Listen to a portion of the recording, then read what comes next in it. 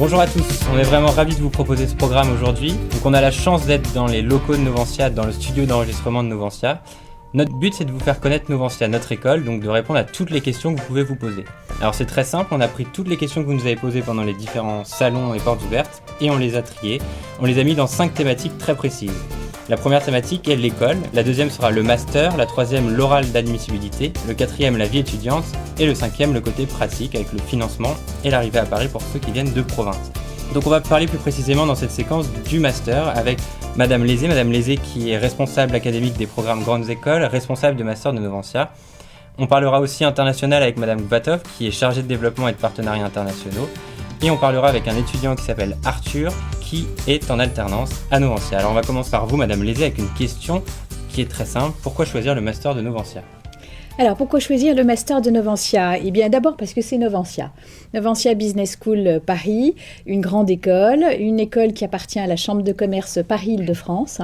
Et à ce titre, derrière, c'est la proximité avec les entreprises qui va être un atout fort pour les étudiants.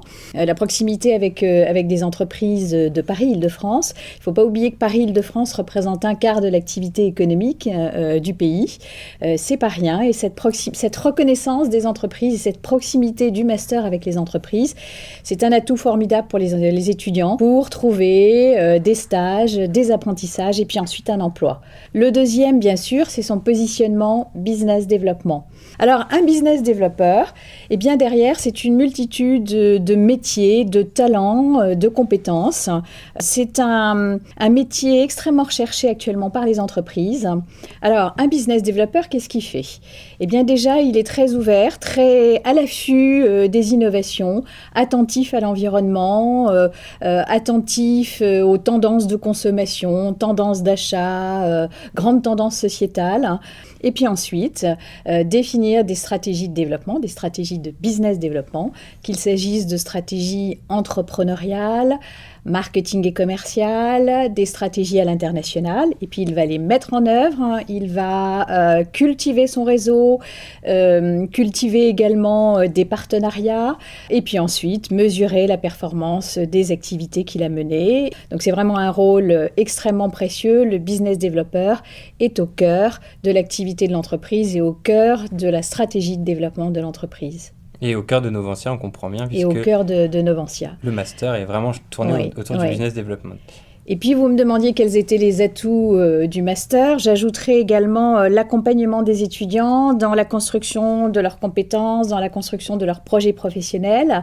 On les conduit vers la professionnalisation. Le master est un master qui va permettre aux étudiants de se professionnaliser au travers des stages, au travers de l'apprentissage et de se spécialiser grâce aux majeurs de spécialisation et grâce aux options sectorielles également. Donc, ils vont choisir des majeurs de spécialisation et vont devenir experts dans un domaine particulier, mais ils vont aussi développer des connaissances dans le cadre des options sectorielles, des connaissances sur des secteurs d'activité dans lesquels ils souhaitent travailler. Alors justement, quelles sont les différentes majeures que vous proposez ? Alors les majeures de spécialisation, elles sont au nombre de 4 et elles couvrent complètement le business développement. Première des spécialisations, entrepreneuriat et développement d'activités innovantes. C'est la majeure qui est dédiée à l'entrepreneuriat, à la création d'entreprises ou à la reprise d'entreprises, mais pas seulement. C'est aussi une majeure dédiée à ce qu'on appelle l'intrapreneuriat, donc le développement des entreprises, le développement de projets, la conduite de projets, notamment de projets innovants. On évoquait tout à l'heure la détection d'opportunités de croissance. Dans cette majeure également, un certain nombre d'étudiants se dirigeront vers des métiers de consulting, de conseil aux entreprises, conseil en développement d'entreprises. Donc la première majeure s'appelle entrepreneuriat et développement d'activités innovantes. La deuxième majeure, développement commercial et achat, elle est dédiée au développement commercial, elle est dédiée donc à la relation au marché des deux côtés. Côté vente, négociation et côté achat. C'est ce qui en fait sa spécificité, donc elle couvre toutes les formes de négociation d'affaires. Les étudiants deviendront donc des étudiants qui seront ingénieurs d'affaires, qui vont travailler sur toutes les formes de négociation et des négociations complexes et deviendront managers d'équipe commerciale. D'accord. Alors, la troisième majeure que vous proposez? La troisième majeure, la majeure internationale, International Business Development, elle est dédiée donc au développement des entreprises à l'international et elle va travailler tous ces aspects interculturels, la connaissance donc du management interculturel, de la négociation internationale, du marketing, de la finance, de l'économie internationale. Et les étudiants vont étudier chaque région du monde dans lesquelles il y a des comportements spécifiques à avoir en termes de négociation et en termes de développement international. Et donc, il nous en manque une, la dernière. La dernière, c'est la majeure marketing et médias numériques. Comme son nom l'indique, elle est dédiée au métier du marketing, mais plus spécifiquement au métier du marketing numérique, du marketing digital, du e-marketing, parce que c'est vraiment l'avenir.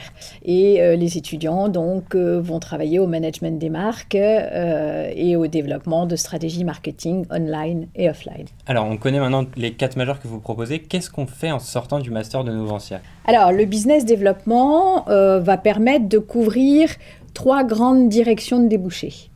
Première direction de débouchés, l'entrepreneuriat et la création d'entreprises. Donc un certain nombre de nos étudiants construisent, durant leur master, et en particulier dans la majeure entrepreneuriat, vont construire un projet de création d'entreprise ou vont reprendre une entreprise. Le deuxième type de débouché concerne le développement des entreprises et donc travailler en entreprise pour participer au développement des entreprises et à la croissance des entreprises. Et là, il y a plusieurs types de métiers possibles, ceux qui correspondent au développement commercial et aux achats.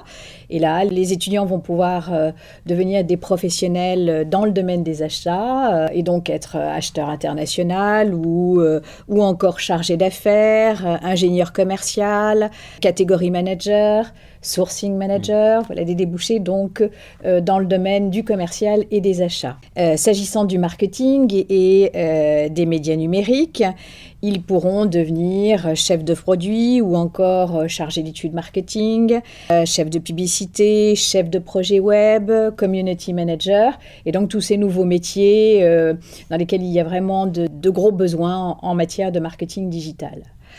Pour ce qui est de l'international, ils deviendront International Business Developer ou encore Sales Engineer, chef de zone expert. Ils vont se spécialiser dans des zones du monde et travailler à la commercialisation de produits ou de services dans certaines régions du monde. Et puis, je disais, une troisième voie possible en termes de débouchés, le consulting.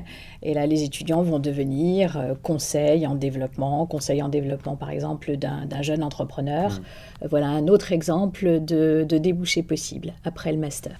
Alors, il y a une autre chose qui préoccupe les étudiants, c'est le découpage des 2 années. Comment se découpent ces 2 années de master? Alors déjà, le master peut se faire en apprentissage ou à temps plein. Donc on peut faire ces 2 années à temps plein, donc scolarité première année puis deuxième année, et un stage en fin de première année d'une durée minimum de 3 mois, puis un stage en fin de deuxième année d'une durée de 6 mois. Déjà peut-être en préambule, on commence d'abord par des enseignements fondamentaux incontournables en management, en gestion, en droit, en économie, en business développement. Et ces enseignements fondamentaux sont suivis par l'ensemble de la promotion d'étudiants. Et puis ensuite, les étudiants vont suivre des cours en majeure de spécialisation. Et en deuxième année, c'est la même organisation avec d'abord des enseignements fondamentaux pour tous. Et en deuxième année, ils sont centrés sur l'international, le développement à l'international. Et puis ensuite, des enseignements de majeure de spécialisation. Au total, les enseignements de majeure couvrent environ 40 à 50% du volume d'heures de cours. D'accord. C'est dire l'importance de la spécialisation. S'agissant de l'apprentissage, les étudiants vont alterner des périodes à l'école et des périodes en entreprise. Les périodes en entreprise durent 3 semaines et les périodes à l'école 15 jours. On a choisi ce rythme volontairement pour permettre à l'étudiant de se poser quand il est à l'école et de bien étudier, et de se poser également en entreprise et de s'investir à fond dans l'entreprise quand il est en entreprise durant 3 semaines. Donc 3 semaines, 2 semaines pour l'alternance. Voilà, c'est 3 ça. semaines en entreprise et 2 semaines à l'école. Oui. Alors pourquoi choisir le temps plein et pourquoi choisir l'alternance? C'est une vraie question et ça vraiment, il faut que chaque étudiant y réfléchisse. L'avantage du temps plein, c'est de se centrer sur ses études durant toute la première année, puis ensuite toute la deuxième année, et de vivre ensuite une expérience professionnelle très riche, de 3 mois en première année au minimum et 6 mois en deuxième année. Donc une belle expérience d'un minimum de 9 mois, c'est pas rien sur les 2 années. Et il fait ses études tranquillement, il se consacre à ses... Pas tranquillement, il a beaucoup de travail, hein, mais il se consacre à ses études. Et puis ensuite, il vit séparément l'expérience professionnelle et il se consacre à l'expérience professionnelle. C'est l'avantage, j'ai envie de dire, du temps plein. L'avantage de l'apprentissage, c'est presque l'inverse. C'est au contraire être en permanence au contact avec l'entreprise et en même temps au contact avec l'école, puisqu'il y a cette alternance, ces périodes alternées entreprise-école. Néanmoins, il ne faut pas se leurrer, être apprenti, c'est dur. C'est dur, bien sûr, on bénéficie d'une belle expérience, on est rémunéré, on ne paye pas sa formation puisqu'elle est payée par l'entreprise. Hein. Ça fait partie des avantages de l'apprentissage. Néanmoins, c'est dur parce l'entreprise est très exigeante et on est à la fois tout le temps en train de penser à son entreprise et aux exigences et aux objectifs que l'entreprise vous fixe. Et en même temps, on doit penser à ses études. D'accord. Alors Arthur, est-ce que tu peux nous expliquer pourquoi tu as choisi l'alternance ? Alors, pour une raison déjà toute simple, déjà l'alternance c'est le côté pratique. C'est-à-dire que concrètement, à l'école on a un avant-goût de l'aspect pratique avec les stages. Néanmoins, on peut voir que c'est pas forcément suffisant et c'est ce que les entreprises disent. Donc l'alternance c'est vraiment une bonne alternative. Et du coup pour cette première phase-là, et puis aussi la deuxième motivation, elle est financière évidemment. Parce que l'alternance bénéficie évidemment d'avantages fiscaux pour l'entreprise qui t'emploie et aussi pour nous, parce que l'entreprise prend en charge tous les frais de tes études. Ok, donc on comprend bien pourquoi tu as choisi l'alternance, mais du coup, est-ce que c'est vraiment facile de trouver une entreprise ? Facile, non, ça l'est pas quand vous êtes seul. Parce que c'est vrai que vous savez pas forcément où chercher, dans quelle direction. Mais après, ça le devient relativement plus facile quand vous êtes aidé et l'école propose ça. Vous avez un département uniquement basé sur les relations entreprises. Donc ça facilite la recherche d'apprentissage. D'accord. Et quelle est vraiment pour toi la valeur ajoutée de l'alternance que tu ne trouverais pas en temps plein du coup ? Le côté pratique. Je dirais que l'expérience terrain, comme on l'appelle vulgairement, ça forge. Donc on apprend et puis je pense qu'une fois que vous avez le côté théorique et le côté pratique, et vraiment mêlés durant 2 ans, vous en ressortez plus fort et je pense plus prêt pour le monde du travail. Ouais, c'est sûr. Alors comment tu perçois toi en tant qu'alternant l'école ? Alors premièrement déjà, quand on est à l'extérieur de l'école en entreprise, on représente Novantia et on représente nos couleurs. Donc c'est plutôt agréable d'appartenir à ce groupe, à cette école. Et en plus de ça, c'est un double challenge. C'est-à-dire que concrètement, on a des objectifs académiques et des objectifs liés à l'entreprise. Et donc du coup, on s'ennuie pas, quoi. D'accord. Et alors, Madame Lézé, quand on reste en France, quels sont les projets importants qu'on a à faire pendant nos 2 années de cours à Novantia ? Oui, les projets. Les projets sont vraiment centraux et extrêmement importants dans l'organisation pédagogique du master.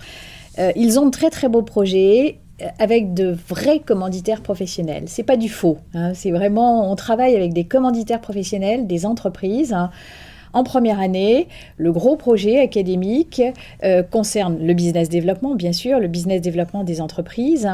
Et on couple le business développement de ces entreprises avec une démarche d'innovation. Donc en fait, on va travailler avec des startups qui nous confient leurs projets de développement. Et la plupart du temps, ce sont des projets très innovants.